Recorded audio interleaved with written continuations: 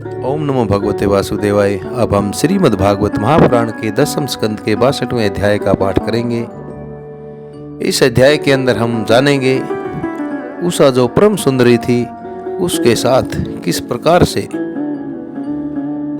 यदुवंश शिरोमणि अनिरुद्ध का मिलन उनके साथ हुआ। बड़ा ही सुंदर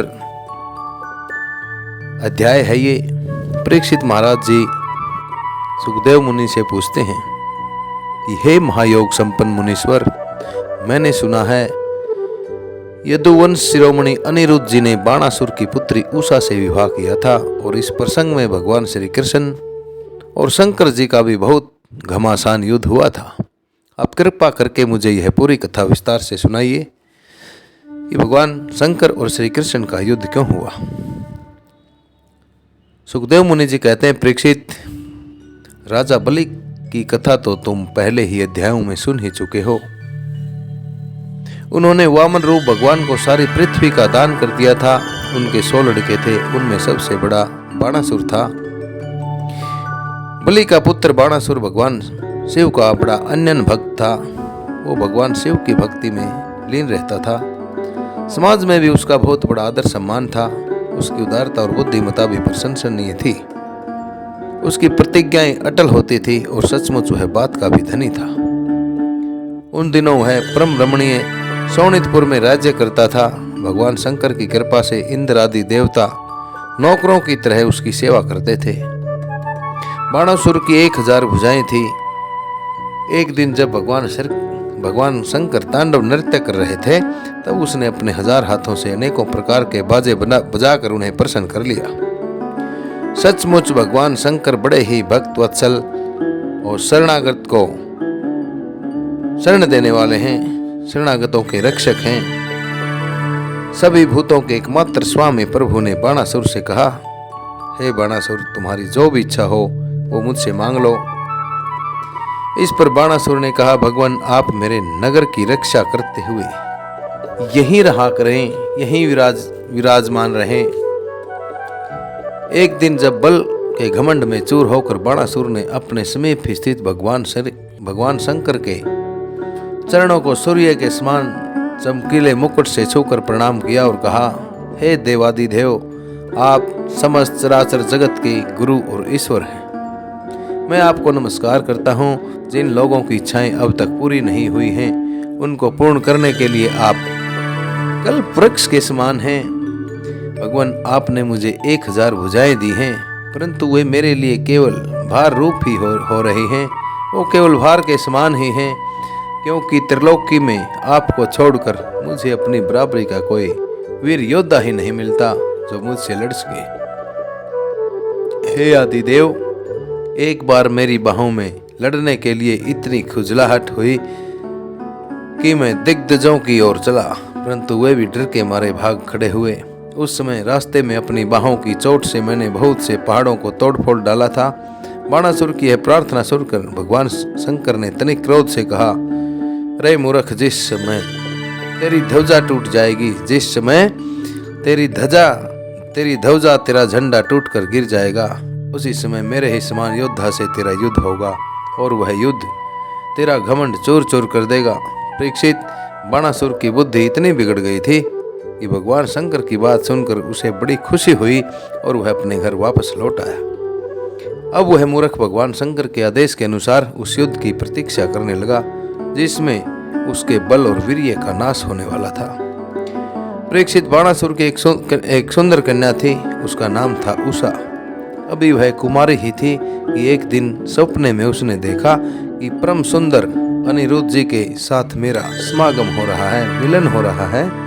आश्चर्य की बात तो यह थी कि उसने अनिरुद्ध को न तो कभी देखा था और न ही कभी सुना था। सपन ही उन्हें न देखकर वह बोल उठी, प्राण प्यारे, तुम कहाँ हो?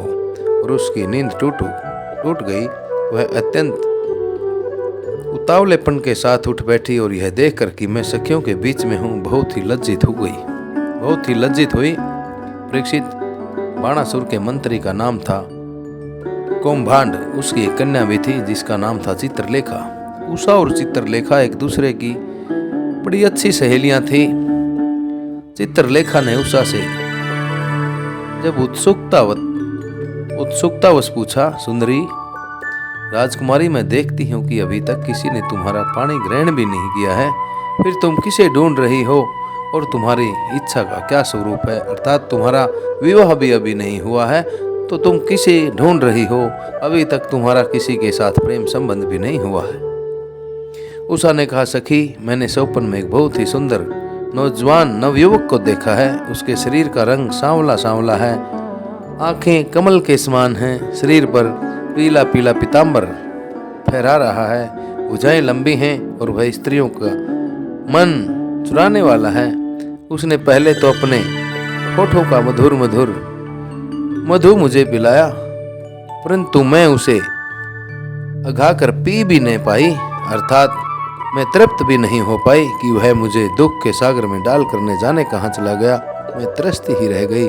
सखी, मैं अपने उसी प्राण बल्लभ को ढूंढ रही हूँ, मैं उस अपने प्राण प्यारे को ढूंढ रही हूँ।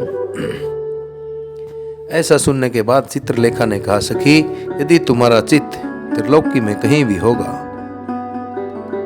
अर्थात तुम्हारे चित्त को, तुम्हारे मन को चुराने वाला तीनों लोकों में कहीं भी हो, तो उसे मैं पहचान और उसे तुम पहचान सकोगी तो मैं तुम्हारी इस जुदाई को अवश्य शांत कर दूंगी। मैं चित्र बनाती हूँ, तुम अपने चित्त को चुराने वाले प्यारे को पहचान कर बतला दो, फिर चाहे वह कहीं भी हो, मैं उसे तुम्हारे पास लेकर अवश्य आऊंगी। यूं कहकर चित्रलेखा ने बात ही बात में बहुत से देवता, गंधर्व, सिद्ध, चारण, पणग, दैत्य, विद्याधर, यक्ष और मनुष्यों के चित्र बना डाले। मनुष्यों में उसने वृषणी वंशी वासुदेव जी के पिता सौर, स्वयं वसुदेव जी, बलराम जी और भगवान श्री कृष्ण आदि के चित्र भी बनाए। प्रद्युम्न का चित्र देखते ही उषा लज्जित हो गई। परीक्षित जब उसने अनिरुद्ध का चित्र देखा तब तो लज्जा के मारे उसका सिर नीचा हो गया। फिर मंद मंद मुस्कुराते हुए उसने कहा, मेरा वह प्राण बल्लभ यही है, यही है। परीक्षित, चित्रलेखा एक योगिनी थी। वह जान गई कि ये भगवान श्री कृष्ण के पुत्र हैं। अब वह आकाश मार्ग में रात के समय भगवान श्री कृष्ण के द्वारा सुरक्षित द्वारकापुरी में जा पहुंची। वहां अनिरुद्ध जी बहुत ही सुंदर पलंग पर सो रहे थे। चित्रलेखा योग सिद्धि के प्रभाव से उन्हें उठाकर शोणितपुर ले आई और अपनी सखी उषा को उसके प्रियतम का दर्शन करा दिया। अपने परम सुंदर प्राण बल्लभ को पाकर आनंद की अधिकता से उसका मुख बड़ा ही प्रफुल्लित हो उठा, बड़ा प्रसन्न हो गई और वह अनिरुद्ध जी के साथ अपने महल में विहार करने लगी, अपने महल में घूमने लगी। परीक्षित, उसका अंतःपुर इतना सुरक्षित था। अंतःपुर उस स्थान को कहा गया है जहाँ केवल और केवल स्त्रियां ही प्रवेश कर सकती हैं। उषा का अंतःपुर इतना सुरक्षित था कि उसकी ओर कोई पुरुष झांक तक नहीं सकता था। उषा का प्रेम दिन दूना रात चौगुना बढ़ता जा रहा था। वह बहुमूल्य वस्त्र, फूलों के हार, इत्र, फुलेल, धूप, दीप, आसन आदि सामग्रियों से सुमधुर पेय, पीने योग्य पदार्थ, दूध, शरबत आदि भोज्य, चबाकर खाने वाले और भक्ष्य निगल जाने वाले पदार्थों से तथा मनोहर वाणी और सेवा की भावना से अनिरुद्ध जी का बड़ा सत्कार करती। उषा ने अपने प्रेम से उनके मन को अपने वश में कर लिया। अनिरुद्ध जी उस कन्या के अंतःपुर में छिपे रहकर अपने आप को भूल गए। उन्हें इस बात का भी पता नहीं चला कि मुझे यहाँ आए हुए कितने दिन बीत गए। परीक्षित, यदु कुमार अनिरुद्ध के सहवास से उषा का कुंवारापन नष्ट हो चुका था। उसके शरीर पर ऐसे चिन्ह, ऐसे निशान प्रकट होने लगे जो स्पष्ट रूप से इस बात की सूचना दे रहे थे जिन्हें किसी से छिपा भी नहीं जा सकता था। उषा बहुत प्रसन्न भी रहने लगी। पहरेदारों ने समझ लिया कि इसका किसी न किसी पुरुष के साथ संबंध अवश्य हो गया है। उन्होंने जाकर इस बात को बाणासुर से बड़े निवेदन पूर्वक कहा, राजन, हम लोग आपकी अविवाहिता राजकुमारी का जैसा रंग ढंग देख रहे हैं वह आपके कुल पर बट्टा लगाने वाला है। राजन, इसमें कोई संदेह नहीं कि हम लोग बिना क्रम टूटे दिन रात महल का पहरा भी देते रहते हैं। आपकी कन्या को बाहर के मनुष्य देख भी नहीं सकते, फिर भी वह कलंकित कैसे हो गई, इसका कारण हमारी समझ से परे है, हम नहीं समझ पा रहे हैं। परीक्षित पहरेदारों से यह समाचार जानकर कि कन्या का चरित्र दूषित हो गया है, बाणासुर के हृदय में बड़ी पीड़ा हुई। वह झटपट उषा के महल में जा धमका और देखा कि अनिरुद्ध जी वहां बैठे हुए हैं। प्रिय परीक्षित, अनिरुद्ध जी स्वयं काम के अवतार प्रद्युम्न जी के पुत्र थे। तीनों लोकों में उनके जैसा सुंदर और कोई नहीं था। सांवला सलोना शरीर और उस पर पीताम्बर फहराता हुआ, कमल के समान बड़ी बड़ी कोमल आंखें, लंबी लंबी भुजाएं, कपोलों पर घुंघराली हल्के और कुंडलों की झिल मिलाती हुई ज्योति, होठों पर मंद मंद मुस्कान और प्रेम से भरा हुआ उनका हृदय मुख उनके चेहरे की, उनके मुख की बड़ी शोभा को बढ़ा रहा था। अनिरुद्ध जी उस समय अपनी सब ओर से सज धज कर बैठी हुई प्रियतमा उषा के साथ पासे खेल रहे थे। उनके गले में बसंती बेला के फूल, सुंदर फूलों का हार सुशोभित हो रहा था और उस हार में उषा के अंग का संपर्क होने से उसके वक्षस्थल की केसर लगी हुई थी। उन्हें उषा के सामने ही बैठा देखकर बाणासुर बड़ा आश्चर्यचकित हो गया। अब अनिरुद्ध जी ने देखा कि बाणासुर बहुत से आक्रमणकारी शस्त्र अस्त्रों से सुसज्जित वीर सैनिकों को साथ महलों में घुस आया है। तब वे उन्हें धराशायी कर देने के लिए लोहे का एक भयंकर मृग लेकर डट गए, मानो स्वयं काल दंड लेकर मृत्यु खड़ी हो गई हो। बाणासुर के साथ आए हुए सैनिक उनको पकड़ने के लिए जो जो उनकी ओर झपटते, त्यों वे उन्हें मार मार कर गिराते जाते, ठीक वैसे ही जैसे सुअरों के दल का नायक कुत्तों को मार डाले। अनिरुद्ध जी की चोट से उन सैनिकों के सिर, उनकी भुजाएं, उनकी जंघाएं आदि अंग टूट फूट गए और वे महलों से निकल भागे। अब बलि बाणासुर ने देखा कि यह तो मेरी सारी सेना का संहार कर रहा है। तब वह क्रोध से तिलमिला उठा और उसने नागपाश के अंदर अनिरुद्ध को बांध लिया।